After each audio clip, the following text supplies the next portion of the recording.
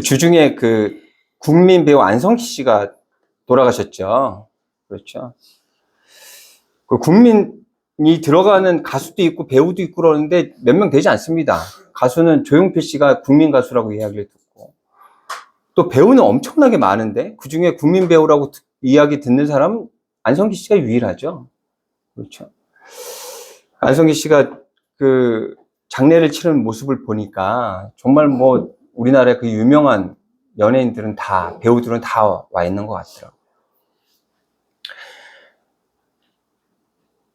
그때 이제 그 아들이, 그 안성기 씨가 그 아들에게 쓴 편지를, 예전 어렸을 때 써줬던 편지를 찾았다고. 그래서 그 편지 내용을 읽어줬다고 그래요. 보지는 못했지만 기사를 봤습니다. 근데 이런 내용이에요. 내 아들 다빈아, 이름이 다빈인가 봐요. 이 세상에서 참으로 바꿀 수 없이 필요한 것이란 바로 착한 사람이란 것을 잊지 말아라. 이게 착한 사람이 되라고 하는 거겠죠. 항상 겸손하고 정직하고 남을 사랑할 줄 아는 넓은 마음을 가진 사람이 되었으면 한다. 시간을 꼭 지킬 줄 알며 실패나 슬픔을 마음의 평화로 다스릴 줄 아는 사람이 되거라. 저는 이 대목이 참 우리들에게 꼭 필요한 그런 대목이 아닌가. 실패, 슬픔, 이런 일들을 겪어도 마음의 평화를 다스릴 줄 아는, 믿음으로 다스릴 줄 아는 우리가 되어야겠다는 그런 생각이 들었어요. 어떤 어려움 앞에서도 자신을 잃지 말고 끝없이 도전하라. 그러면 나아갈 길이 보일 거야. 아무리 힘들고 어려운 일이 있더라도 지체하지 말고 도전해. 그러다 보면 나아갈 길이 분명히 보일 거야. 라는 아버지가 아들에게 쓴 편지의 내용이에요. 그런데 안성기 씨의 이 말이 좀 가슴에 와 닿는 게 뭐냐면, 이분이 이렇게 살았던 것 같아요. 굉장히 그 미담을 들어보면 굉장히 많은 미담이 있더라고요. 그 경비를 쓰는 분들을 매년 다 초청을 해가지고 호텔에서 식사 대접들을 하시고, 뭐 이런저런 미담이 굉장히 뭐 많이 이렇게 이야기가 회자가 되더라고요. 그래서 아들에게 이렇게 살으라고, 나는 못 사니 너는 살아라가 아니라 그렇게 살았던 모습대로 그렇게 적어준 게 아닌가라는 생각이 들어요. 이렇게 편지를 안성기 씨가 아들에게 했던 것처럼 오늘 이 말씀도 있잖아요. 고린도 교회에다가 바울이 편지를 보낸 내용이에요. 고린도 교회는 2차 전도 여행 때 바울이 개척해서 만든 교회예요. 근데 지금 고린도 교회에 문제가 있다는 이야기를 어디서 듣냐면 3차 전도 여행을 갔다 에베소 교회를 이제 개척하는 중에 에베소에서 이야기를 들은 거예요. 그래서 그 문제들을 어떻게 하면 해결했으면 하는 바람을 가지고 그들에게 지금 편지를 써서 보낸 게 고린도전서입니다. 그 앞에 내용은 좋은 내용들이에요. 그런데 바로 그 구절 뒤에부터 소제목이 이렇게 되어 있습니다. 고린도 교회의 분쟁이라고 해갖고 이제 시작이 돼요. 어떤 내용들이냐면 이런 내용들이에요. 교인들 분쟁이 끊이지 않았대요. 그리고 바울, 베드로, 아볼로, 이렇게 나는 바울 편이야, 나는 베드로 편이야, 나는 아볼로 편이야 이러면서 파벌이 생겼대요. 또 고린도 교인들 상호간에 고소하는 사태가 벌어지기도 했고요. 성만찬을 위해서 모인 자리에서 분쟁을 하기도 했습니다. 그러니까 굉장히 그 다툼이, 문제가 굉장히 있었던 것을 우리가 알 수 있어요.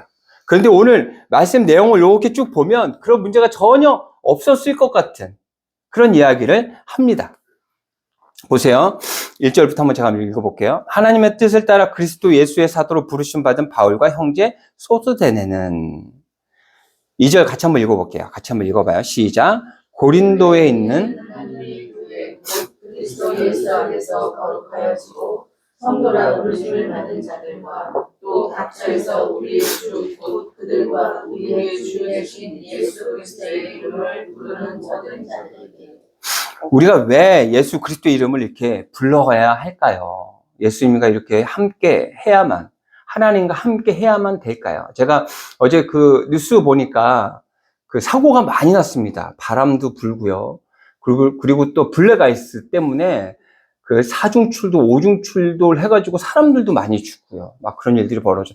그 블랙아이스는요, 깡깡 얼은 게 아니라 뭐 눈이 오거나 비가 살짝 왔을 때, 눈이 오거나 비가 살짝 왔을 때 그게 이제 추운 날도 아니에요. 살짝 추운 날, 새벽에 살짝 춥잖아요. 그때 살짝 그 얼음을 블럭 아이스라고 불러요. 그러니까 이제 보세요. 눈이 많이 오거나 비가 많이 오거나 그러면 조심해서 운전합니다. 그렇죠? 날씨가 많이 추워도 얼을 거를 대비해서 우리가 조심해서 운전을 해요. 그런데 어저께 같은 날은 비가 많이 온 것도 아니고 눈이 많이 온 것도 아니고 그렇다고 날씨가 그렇게 춥지도 않았습니다. 아침엔 영상이었어요. 그러니까 사람들이 방심하죠. 방심했다가 이렇게 큰 사고가 나는 거예요. 저도 예전에 사고가 크게 2번 났다고 말씀드렸는데 한 번은 청양에서 이제 자고 아침에 일찍 일어나서 이제 나오는데 그때가 3월 달이에요. 3월 달. 근데 이제 3월 달인데 눈이 잠깐 온 거죠. 눈이 잠깐. 밤새 눈이 조금 와서 쌓이지도 않고 보이지도 않습니다. 근데 그 눈이 밤새 그 새벽에 날씨가 좀 이렇게 낮아지니까 그게 살짝 녹았던 거예요. 얼었던 거예요. 살짝. 블랙 아이스가 된 거죠. 3월 달에 우리는 그 얼었을 거라고 상상도 안 했죠. 근데 그게 얼었던 거예요. 그래서 사고가 아주 크게 났던 그런 기억이 있습니다. 그러니까 이렇게 눈이 많이 와도, 비가 많이 와도, 날씨가 추워도 쉽지 않죠. 이런 날도 또 블랙 아이스 때문에 어려움을 겪게 되기도 하고, 또 비가 많이 오면 홍수가 나서 어려움을 겪기도 하고, 또 비가 안 오면 가물어가지고, 우리 여름 내내 지금 가물어가지고 강릉 쪽에서는 굉장히 힘들고 어려웠었잖아요. 우리의 인생사가 이런 인생사가 아닌가. 정말 힘든 일을 하나 겪었어요. 이제 잘 넘겼다. 그 고비를 딱 넘겼는데 바로 또 어려운 일들이 또 닥치지 않습니까? 이제 어려운 일들 이제 다 해결했으니까 좀 쉬어야겠다라고 하는데 바로 또 어려운 일들이 또 닥쳐요. 그래서 우리는 하나님을 잊지 않고 하나님과 동행하는 믿음으로 살아야 하는 그 이유가 뭐냐면 잠시도 쉽지 않은 날들이 없는 거예요. 어디 한 군데가 아팠어요. 그래서 병원에 가서 치료받고 나왔어요. 이제 좀 괜찮네. 또 다른 곳이 아픕니다. 정말 쉽지 않아요. 아직 젊은 친구들은 이 이야기를 잘 이해할지 못할지 모르지만 나이를 조금씩 먹어가면서 이게 너무 현실화 돼가고 있는 거예요. 한 군데 아팠다가 그 아픈 곳을 치료받고 좀 나아질만 하면 또 다른 곳이 아프고. 너무 어떻게 제 얘기가 너무 좀 느껴지지 않으세요? 좀 이렇게 공감 가지 않으세요? 그래서 우리는 하나님을 더욱더 의지해야 하는 예수 그리스도의 이름을 부르며 살아가는 우리가 되어야 돼요. 그렇게 될 때 3절이에요. 하나님 우리 아버지와 주 예수 그리스도의 은혜와 평강이 있기를 원하는 그 은혜와 평강이 우리에게 있을 수 있다는 거예요. 그리고 4절, 5절, 6절 쭉 한번 같이 한번 읽어볼게요. 시작. 그리스도 예수 안에서 너희에게 주신 하나님의 은혜로 말미암아 내가 너희를 위하여 항상 하나님께 감사하노니 이는 너희가 그 안에서 모든 일, 곧 모든 언변과 모든 지식의 풍족함으로 그리스도의 증거가 너희 중에 견고하게 되어. 지금 바울이 감사하는 이유가 있잖아요. 바울이 그들에게 복음을 전했잖아요. 그들이 이제 믿음을 가졌죠. 믿음 때문에 어떻게 됐대요? 견고하게 됐대요. 예전과 다르게 더 단단해졌대요. 예수 그리스도의 능력을 통해서 이들이 변화되었다라고 지금 말씀하고 있어요. 우리 그 성경 안에 보면 그 전과 그 후 하나님을 통해서 완전히 변화가 있는 사람들이 많이 나옵니다. 그 중에 오늘 기드온에 대한 이야기를 좀 해보려고 해요. 기드온은 사사였습니다. 그 이스라엘 사사 시대는요, 암흑의 시대라 그래야 400년 정도가 되는데요. 그때는 왕이 없었어요. 왕이 없었고 사사들이 치리할 때였어요. 왜 왕이 없었겠어요? 하나님이 왕이시니까. 하나님 중심으로 나라를 살피면 되는데 그들이 그렇게 하지 못했던 거죠. 그러면서 그때 이렇게 이야기합니다. 성경에서는. 왕이 없었기 때문에 그들 자신의 소견대로 살았다. 그렇게 이야기해요. 자신들 생각대로, 자기 중심으로 살았다는 거예요. 그래서 그때가 아주 암울한 암흑시대라 그렇게 이야기하고 있어요. 그때 그 사사들이 있어요. 왕의 역할, 왕은 아니지만 왕 같은 역할을 했던 사람들이 여러 명이 나오는데 그 중에 한 명이 기드온입니다. 기드온이 있을 때, 기드온이 살았던 그 시기에는 미디안이라는 나라가 옆에 강대국이 있었어요. 그 미디안이라는 나라가 계속해서 이스라엘을 괴롭혔습니다. 이제 그 추수할 때가 되면 있잖아요. 이들이 군대가 몰려와가지고 한번 싹 쓸고 나가면 아무것도 먹을 게 없는 거예요. 그 미디안 때문에 정말 힘들고 어려운 그런 상황이었던 거죠. 그 기드온도요, 어떤 사람이었냐면, 그 미디안 그 병사들이 두려워서, 그 사람들이 두려워가지고 타작을 해야 돼요. 타작하면 어디 넓은 데서 마당에서 해야 되잖아요. 포도주 즙을 따는 틀 안에서 몰래 숨어서 타작을 했던, 그렇게 용기 없던 사람이었던 사람이에요. 근데 하나님께서 그를 부르시죠. 하나님께서 그를 만나셔요. 그래서 어떤 일이 벌어지냐면 그가 군대를 일으켜서요, 미디안 병사들과 싸워요. 몇 대 몇으로 싸웠냐면 13만 대, 13만 명이에요. 13만 대 300명입니다. 처음에는 13,000명 정도를 뽑았어요. 그런데 하나님께서 이렇게 다 쳐내시고 결국에 300명만 남게 하시죠. 그래서 300명으로 기드온은 미디안 13만 명과 싸워가지고 어떻게 했다고요? 이겼어요. 승리했어요. 미디안 그 사람들이 무서워서 포도주 그 즙자는 틀 안에서 몰래 타작했던 기드온이었는데 하나님을 만난 다음에 이런 용감한 전사가 되었던 거예요. 지금 바울이 이야기하는 그 이야기가 명확히 맞다라고 기도를 통해서 알 수 있죠. 그렇다고 그러면 사사기 7장 2절 한번 가보자고요. 7장 2절. 하나님께서 왜 300명을 가지고 그렇게 이기게 하셨는지. 구약성경 371쪽입니다. 371쪽.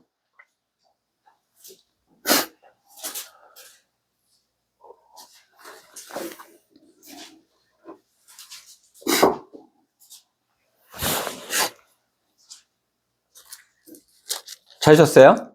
7장 2절 같이 한번 읽어봐요. 시작.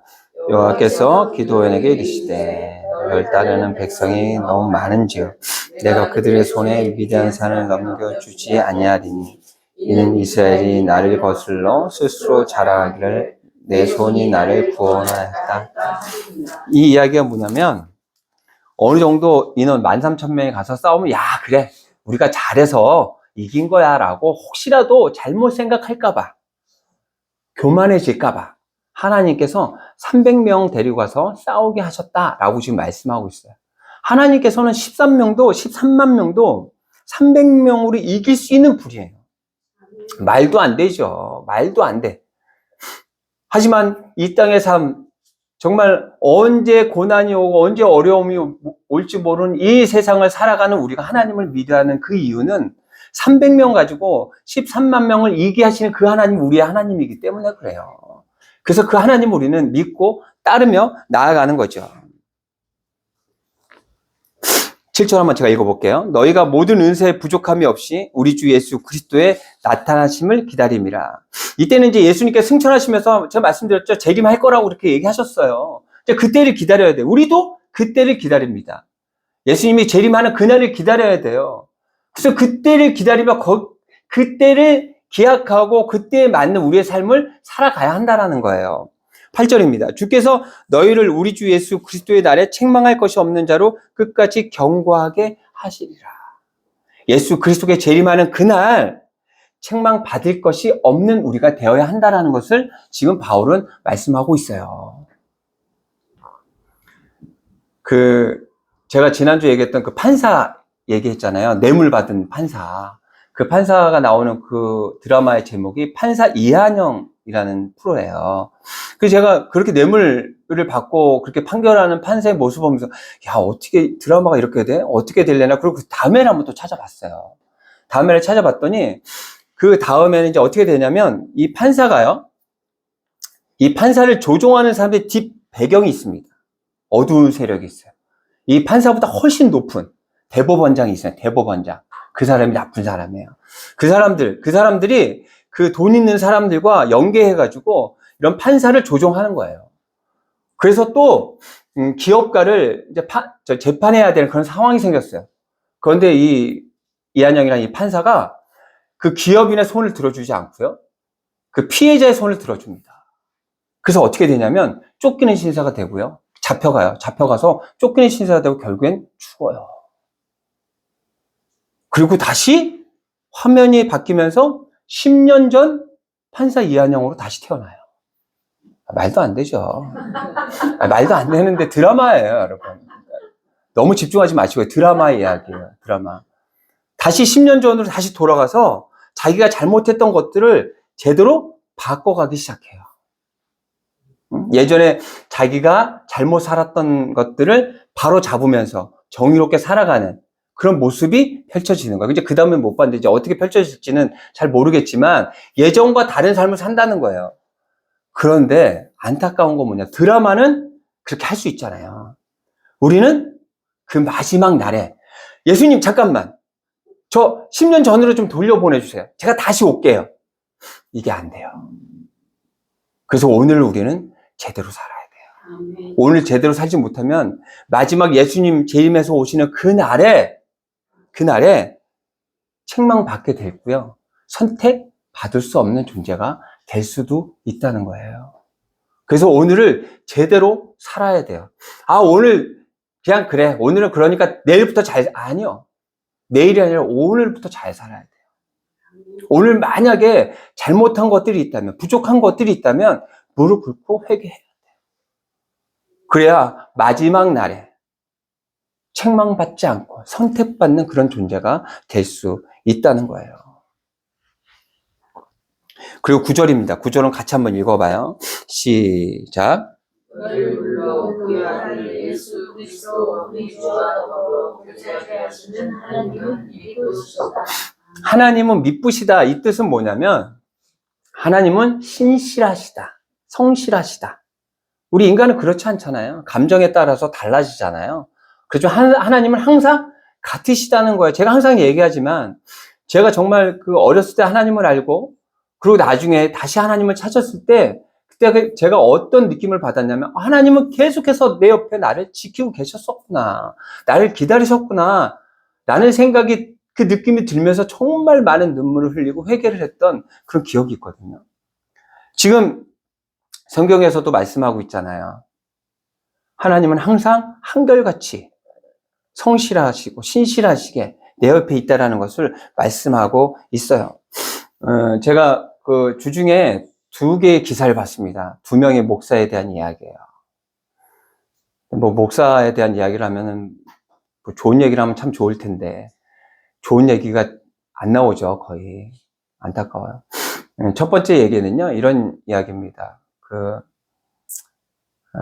목사가 처음에는 굉장히 신실하고요, 말씀도 너무 좋고요, 찬양도 너무 좋고, 그래서 많은 사람들이 굉장히 큰 관심을 가지고 많이 모였던 것 같아요. 그리고 목사에 대해서 굉장히 신뢰를 가지고 목사의 말을 잘 따르는 그런 성도들이 이제 많아지게 된 거죠. 근데 그때부터 이제 이 목사가 이제 변하기 시작하는 거예요. 그리고 자꾸만 헌금을 강요하고, 그리고 이 사람은 차를 타고 다니는데 차를 보여주는데 차가 벤틀리? 그러니까 우리가 시중에서 볼 수 없는 그런 차들을 몇 대를 보여주는데 저는 잘 모르겠어요. 또 더 비싼 차도 있는 것 같아요. 하여튼간 그런 차들을 타고 다녀요. 몸에는 온 명품으로 다 휘감고, 그리고 집은 한 달에 1,000만 원 월세가 나가는 그런 고급 주택에서 살고. 근데 그 돈이 다 어디서 났겠어요? 목사가 뭐 사업을 하고 뭐 직장을 다녀서 돈을 벌었겠습니까?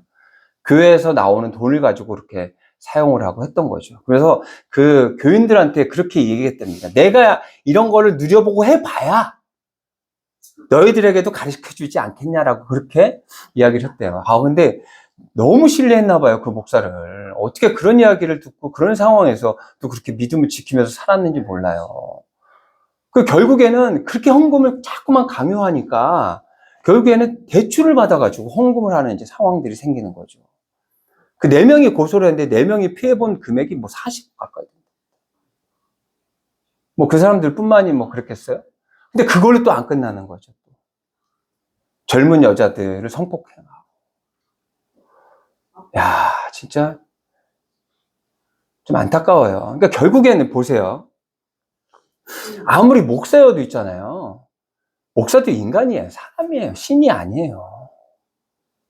이단들이 왜 이단인 줄 알아요? 본인들이 신이라고 해서 이단이에요. 지금 이야기하는 지금 목사도 이단하고 뭐 다를 게 뭐가 있습니까, 그 사람이? 이단하고 똑같잖아요. 헌금 강요하고, 여자들 건들고, 함부로 대하고, 사람들 함부로 대하고. 자기가 신이라고 여기니까 그렇게 하는 거 아니겠어요? 이단하고 다를 게 뭐가 있냔 말이에요. 결국에는 목사를 여러분 저 믿는 거 아니죠? 저 믿어요? 하나님 믿는 거예요. 저도 무슨 덩어리고, 저도 부족하고, 연약한 그런 존재란 말이에요. 힘든 일, 어려운 일 있으면 굉장히 낙심하고, 낙담하고, 그런 존재예요. 그런 와중에서 더 하나님을 붙잡으려고 하는 그런 존재예요. 목사를 믿는 게 아니에요. 하나님을 믿어야 하는 거예요. 또 한 명의 또 목사의 이야기를 또 해볼게요. 이분은 강해 설교를 아주 훌륭하게 하시는 굉장히 그 교인들에게도 그리고 교계에서도 굉장히 존경을 받는 그런 분이라고 그래요. 저는 잘 몰라요. 저는 많은 목사님들이 별로 없습니다. 그런데 우리 동기 목사들하고 같이 이야기해보면 이 친구들은 모르는 목사들이 없어요.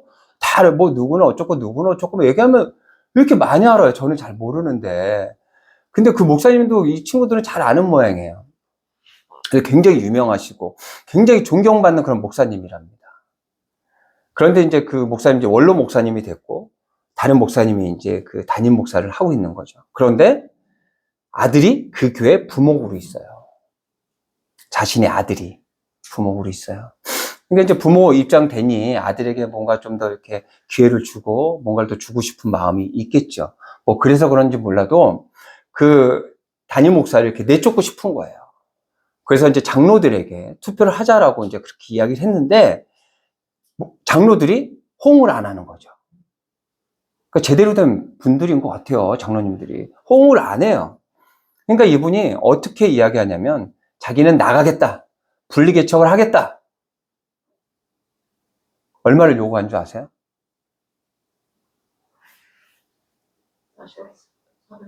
40억.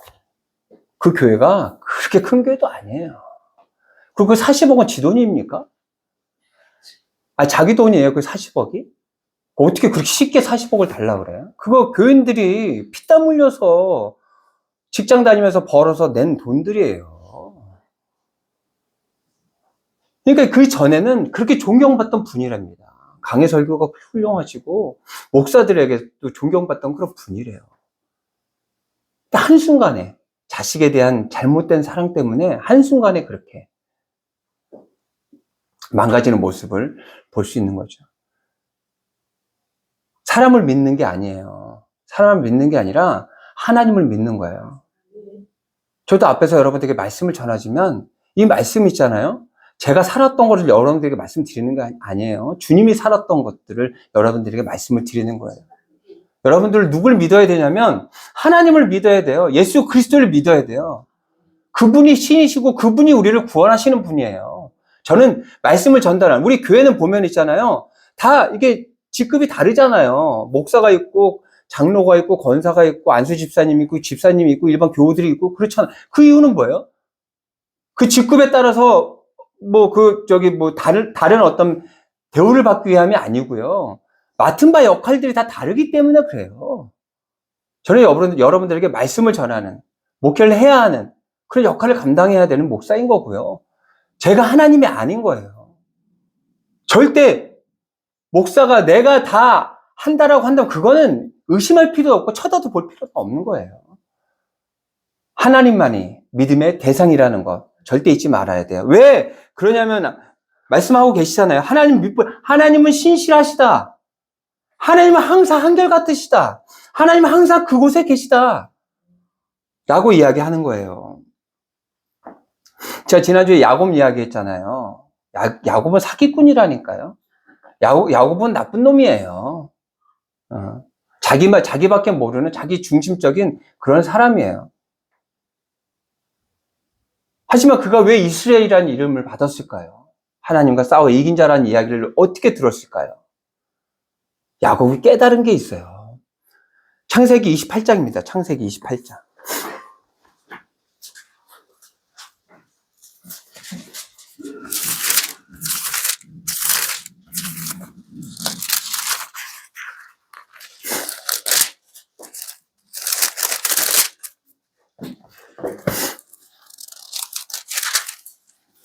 창세기 28장 16절 17절이에요.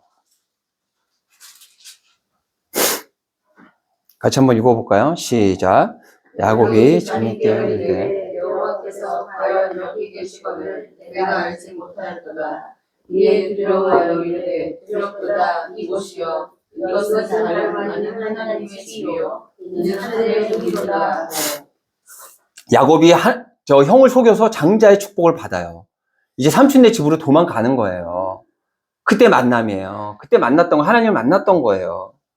그리고 또 다시 집으로 돌아가기 위해서 그 삼촌 집에서 이제 또 더 이상 머무를 수가 없는 상황에 또 돌아갈 때 또 하나님을 또 만나요. 그리고 야곱이 뭐라고 고백해요? 하나님이 항상 나의 옆에 계셨다라는 걸 깨닫게 되는 거예요. 지금 여러분 옆에 하나님이 계셔요. 야곱이 하나님을 찾아간 게 아니고요. 야곱 옆에 하나님이 계속 계셨던 거예요. 그걸 깨달은 거예요. 깨달아서 이스라엘 이름을 받게 된 거예요. 우리 옆에도 지금 하나님이 계셔요. 그걸 깨달으면 돼요. 하나님 찾아가야지. 어디 지리산으로 가야 돼요? 어느 산으로 가야 돼요? 하나님 찾으러 갈 게 아니고요. 하나님이 내 옆에 있다는 거, 그걸 깨달으면 된다는 거예요. 얼마나 쉬워요, 이 믿음. 정말 쉬워요. 그럼에도 불구하고 우리는 어려운 일들이 딱 생기면 낙담하고, 거기에 매몰돼가지고 하나님을 잊어버려요. 그게 우리의 삶이에요. 블랙아이스, 그렇게 미끄러운, 거기서 운전 안 해보셨죠? 아무런 제동이 되지 않습니다. 이 차가 있잖아요. 제가 할 수 있는 게 아무것도 없어요. 그냥 차가 어디 가서 부딪히든지, 차가 거꾸로 해서 쓰든지, 그때를 기다리는 수밖에 없는 상황이에요. 우리 살아가면서 그런 일들이 얼마나 비일비재합니까? 그런데 하나님은 바로 내 옆에 계신다는 거 아니에요. 그런 상황에, 그런 어려움에 하나님께 눈 돌리는 여러분들이 되었으면 좋겠어요. 그래서 그 어려운 상황들을 이겨내는 그런 여러분들. 야곱처럼 하나님을 찾아간 것이 아니라 하나님이 내 옆에 있다는 것을 깨닫고 이스라엘이라는 이름을 받은 것처럼 우리도 하나님의 자녀라는 이름을 받는 여러분들이 되시기를 바랍니다. 네.